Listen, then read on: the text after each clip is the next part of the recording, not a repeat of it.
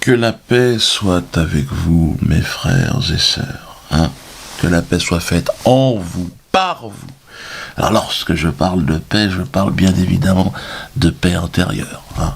La paix civile étant, comme vous le savez, évidemment, plus illusoire aujourd'hui que jamais. Chers amis, nous sommes en guerre. Depuis vendredi soir, c'est François Hollande, Sarkozy, Valls, toute la fine équipe de 20 en guerre qui nous l'ont appris. La France, parce qu'elle a été agressée lâchement, honteusement, violemment, la France sera impitoyable à l'égard des barbares de Daesh.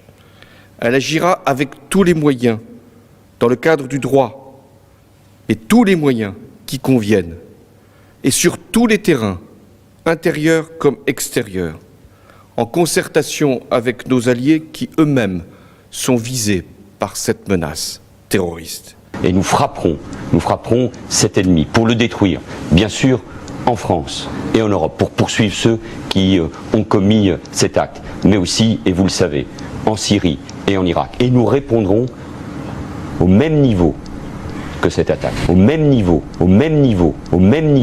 Notre politique extérieure doit intégrer le fait que nous sommes en guerre. On est en guerre. Merde. En réalité, on était déjà en guerre, mais nous, on avait oublié, nous. Nous, on était dans les cadeaux de Noël, on était déjà avec des tartines de Nutella devant la télé, on savait pas mais on est en guerre. En même temps, c'est vrai. La Libye, l'Afghanistan, la Syrie, le Mali, la Centrafrique. En fait, la France fout la merde partout dans le monde. Donc, mais pour nous, c'était loin. On voyait ça à la télé, on disait, ouais, mais bon, quelque part, on savait que les gens mouraient en Afrique, en Moyen-Orient, mais quelque part, on n'en avait rien à foutre. Mais là, depuis vendredi, on se sent concerné. Il y a de la nervosité dans l'air parce que s'ils ont tapé à côté de chez nous. Donc là, on a ressorti les drapeaux français, on nous a expliqué qu'il fallait les mettre, parce que ça veut dire qu'on est du côté des gentils. Quand t'as le drapeau français, t'es gentil. Sur ton Facebook, tout ça, mets le drapeau français.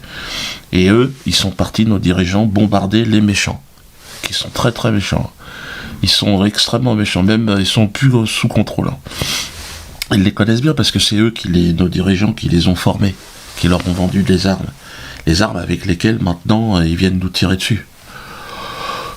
Il faut être capable d'employer la force de l'esprit, la ruse, les moyens de la paix pour désolidariser des forces qui s'agglutinent autour de ces forces terroristes. Donc il faut une stratégie politique, une vision politique et une capacité à penser l'action très au-delà des bombes et de l'action militaire stricto sensu. Il n'y a pas d'exemple aujourd'hui, Afghanistan, Irak, Libye, qui ne conduisent pas à davantage de guerre et davantage de chaos. Nous sommes donc dans la situation où, par la guerre, nous voudrions faire mieux que lors de la précédente guerre que nous avons menée. Ayons conscience que cet État islamique, Daesh, nous l'avons nous-mêmes en grande partie enfanté. Alors la merde, on leur a dit aux dirigeants, et ils nous tirent dessus, ne vous inquiétez pas, tout va bien. On s'occupe de tout, tout est sous contrôle. On leur a dit, tout c'est sous contrôle, mais oui, nous avons la situation en main. La situation, c'est nous qui l'avons dans notre cul, la situation. C'est pour ça qu'on en a marre. Moi, j'étais au théâtre de la Main d'Or vendredi 13. Je faisais mon spectacle en paix. Moi, je continue à jouer, de toute façon. Mais à vol d'oiseau, on était à 100 mètres du massacre de la rue de Charonne. On entendait les kalachnikovs. Marchaient bien, les kalachs. On leur a vendu. J'aurais pu peut-être leur vendre des mousquetons. L'époque, tu sais, de Napoléon, ça c'était moins rapide à charger, quoi. On aurait pu se tirer, parce que là, on était les petits lapins à l'ouverture de la chasse. Un véritable massacre. Les conventions de Genève, les droits de l'homme, on n'était pas sur autre chose. Je te dis directement, vendredi soir, on est rentré dans une nouvelle ère. C'est pour ça que moi, je voudrais m'adresser aux familles des victimes, évidemment, et leur transmettre mes condoléances de lapin. Parce que je suis un lapin, moi aussi. Et nous sommes tous du gibier, en fait. Notre environnement est une grande chasse privée aujourd'hui, pas seulement en Europe. Hein. Cette zone de chasse s'étend partout dans le monde, jusqu'en Afrique. Notre espèce est chassée, pourchassée par les gens qui nous dirigent. Hein. À Kolofata, à Maroua, pour parler au Camerounais, on nous tire comme des lapins. On a entendu des bruits de pétards, en gros, et on s'est retourné, on a vu deux jeunes, on était de loin, deux personnes avec des mitraillettes qui tiraient dans la foule. Donc on s'est tous couchés au sol, panique, cris, et ça a continué de tirer. C'est pas pour notre ivoire qu'on nous tire dessus, comme dans les réserves africaines. C'est pas pour notre pelage, non, c'est pour se faire pression entre eux, tu vois, entre belligérants. Mais il serait peut-être temps que ça s'arrête, parce que là, le peuple en a marre. Il y a un grand mouvement des lapins dans le monde, on en a marre. J'ai vu sur Internet des parents raconter leur épreuve et leur souffrance là, après le massacre de vendredi, avec une dignité, une paix intérieure qui nous inspire évidemment tous le plus profond respect, puis l'espoir. On savait qu'elle était au Bataclan et qu'il ne répondait pas aux appels, donc on se doutait bien que quelque chose de grave s'était produit pour elle. À travers donc les mots et les sentiments que je vais exprimer, va continuer à vivre.